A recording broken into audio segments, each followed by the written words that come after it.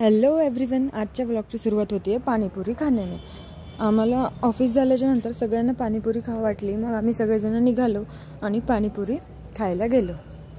मी, Jyotsna madam, पायल आणि ही एक नवीन join झाली होती आमच्या ऑफिसमध्ये, अलिशा, ती एक। आम्ही सगळे मिळून गेलो, फटाफट पाणीपुरी खाल्ली आणि घरी जायला निघालो।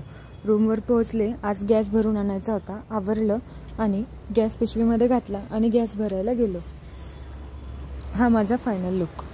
निघालो, हातामध्ये गॅसची पिशवी पकडली आणि रस्त्याने गॅस भरून भेटतो तिकडे जायला निघालो।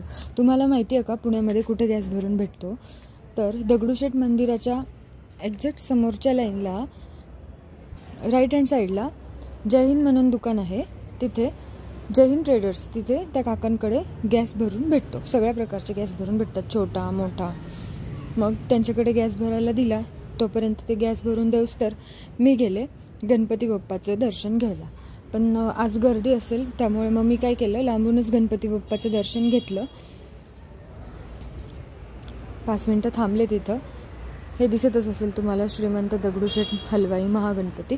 आणि मी तोपर्यंत येऊस तर त्यांनी गॅस भरून ठेवला होता। मग भरलेला गॅस घेतला आणि वापस आम्ही निघालो। तेवढ्यात आम्हाला रस्त्यात दिसला हा नानावाडा।